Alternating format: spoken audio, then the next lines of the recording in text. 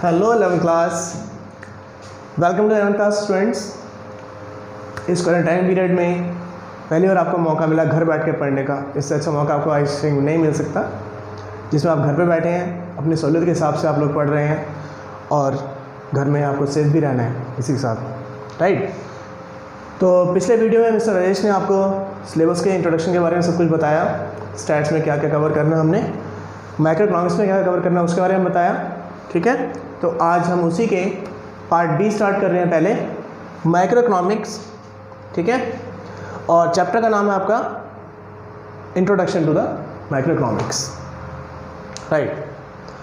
तो जैसे सर ने बताया था, माइक्रो इकोनॉमिक्स में आपने सब इंडिविजुअल चीज़ों के बारे में पढ़ना है चैप्टर के, इसलिए माइक्रो इकोनॉमिक्स हम लोग इंट्रोडक्शन ही ले रहे हैं। तो बहुत सारी चीज़ों को समझना ज़रूरी है पहले स्टार्टिंग में, कि पहले सबसे इम्पॉर्टेंट चीज़ ये कि जब हम बात करते हैं इकोनॉमिक्स की, तो पहले आपको ये समझना है इकोनॉमिक्स क्या चीज़ है, ठीक है।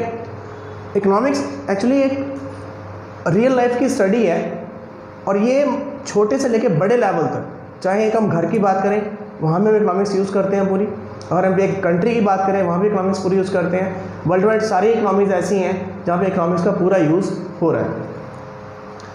अब इकोनॉमिक्स में जैसे बताया हमने, इकोनॉमिक्स का यूज़ क्या है। यूज़ का यही है कि अपने लिमिटेड सोर्सेज के साथ हमने उनको कैसे मैक्सिमाइज यूज़ करना है, उसकी पूरी स्टडी हमारी कहलाती है इकोनॉमिक्स, राइट।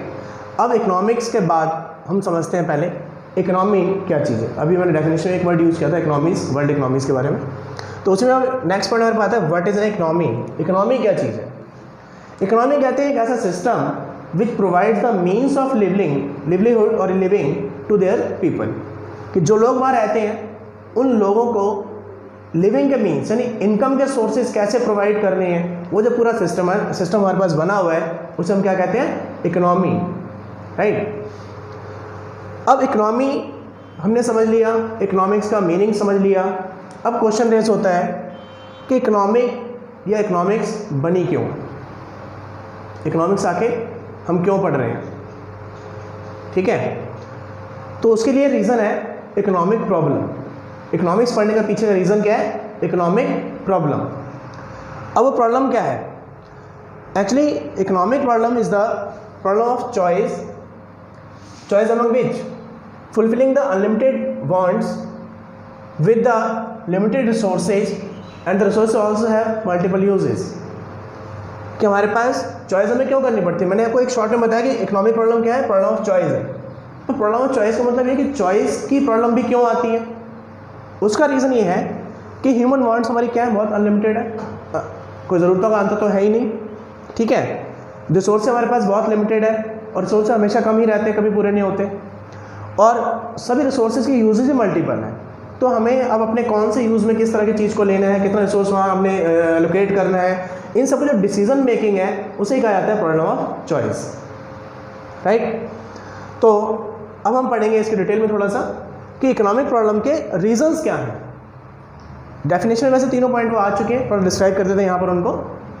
सबसे पहला रीज़न आता है लिमिटेड रिसोर्सेज।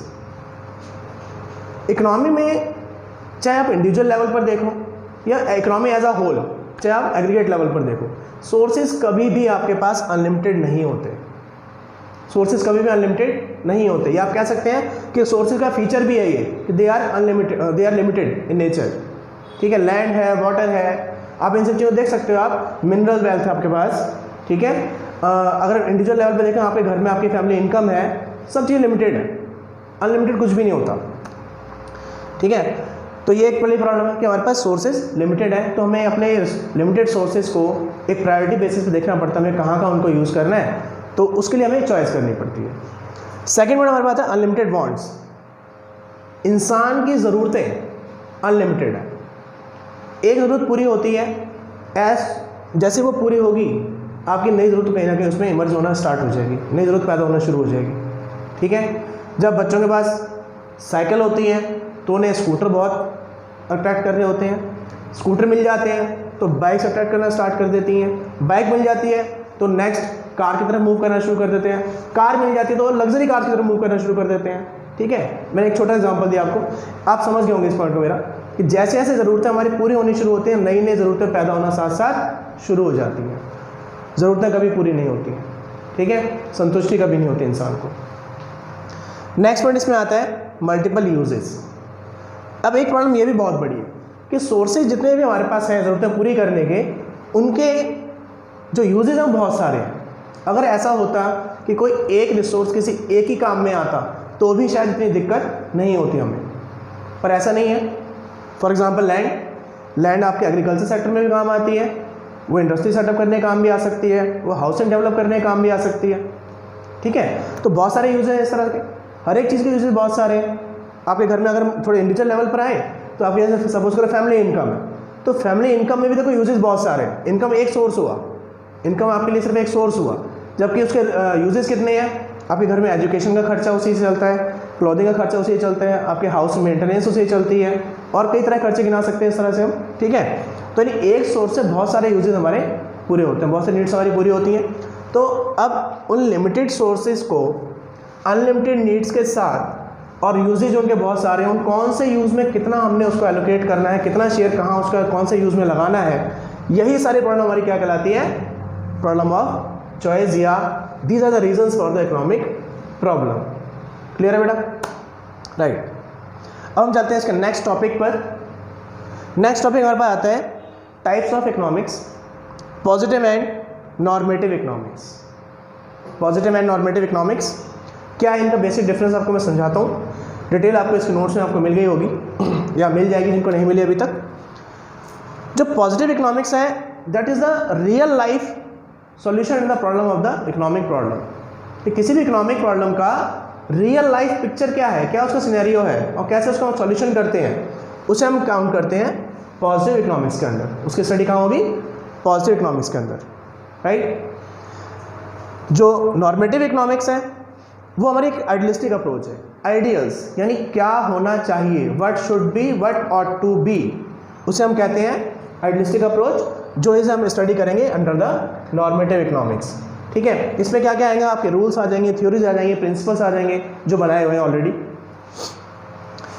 जो हमारी पॉजिटिव इकोनॉमिक्स है, आप देखो जैसे मैंने अभी बताया आपको कि रियल लाइफ सिचुएशंस पे डिपेंड करती है। इसका मतलब ये है कि पॉजिटिव इकोनॉमिक्स हमारी नेचर में सजेस्टिव नहीं है, सजेशंस नहीं होते उसमें एक्चुअल सॉल्यूशंस होते हैं।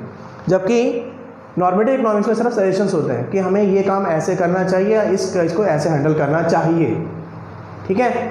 तो ये हमारा पॉजिटिव नॉर्मेटिव इकोनॉमिक्स के बारे में बात हो गई। एग्जांपल्स ले सकते हैं आप, prices are rising in India, ये एक एक्चुअल सिचुएशन है कि प्राइस इंडिया में राइज हो रहे हैं। दिस इज ये स्टेटमेंट कैसे कहलाएगी, पॉजिटिव स्टेटमेंट, राइट। और अगर इसी को हम नॉर्मेटिव में देखें, prices should be controlled in India, मैंने एक वर्ड इसमें यूज़ किया शुड बी, तो एक सिर्फ सजेशन है, क्या सॉल्यूशन है वो नहीं बताया, सिर्फ क्या बताया अभी तक मैंने कि प्राइस कंट्रोल होने चाहिए।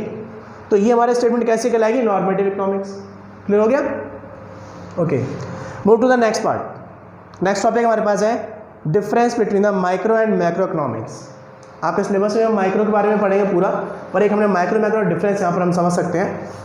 तो देखो माइक्रो वर्ड का मतलब होता है स्मॉल, स्मॉल मीन्स छोटा, ठीक है। यहाँ पे इकोनॉमिक्स के कॉन्टेक्स्ट में माइक्रो वर्ड का मतलब है इंडिविजुअल। तो जब हम इंडिविजुअल यूनिट्स की स्टडी करेंगे तो वो कहलाएगा अंडर द माइक्रो इकोनॉमिक्स, ठीक है।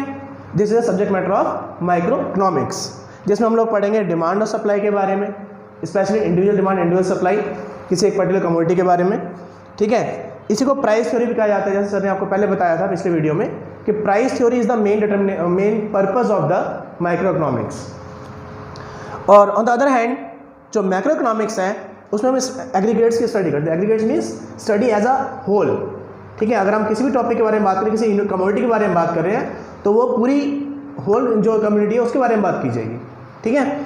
नेक्स्ट इसमें जैसे मैंने बताया इसके हमारे टूल्स कौन से हैं, डिमांड एंड सप्लाई हैं। ऐसे ही मैक्रो के टूल्स होंगे aggregate demand and aggregate supply, जिनको हम डिटेल्स में पढ़ेंगे जाके क्लास 12th के अंदर, राइट। इसका थ्योरी का नाम है प्राइस थ्योरी, इसका जो नाम है वो है इनकम एंड एम्प्लॉयमेंट थ्योरी, क्योंकि इसमें हम लोग नेशनल इनकम वगैरह के बारे में स्टडी करते हैं, 12th में जाके देखेंगे ये सब, ठीक है। तो बच्चों ये हमने आज का इंट्रोडक्शन क्लास में आपको फर्स्ट चैप्टर का थोड़ा सा इंट्रोडक्शन दिया, होप आप लोगों को समझ में आया होगा। अगर कोई क्वेरी है तो आप किसी भी वक्त हमें, जब इस वीडियो को हम अपलोड करेंगे उसके बाद किसी भी वक्त हमसे क्वेरी करके आप पूछ सकते हैं ग्रुप में मैसेज करके, और जो भी आपकी क्वेरी होगी उसको हम सॉल्व करेंगे, ठीक है। Thank you, good bye.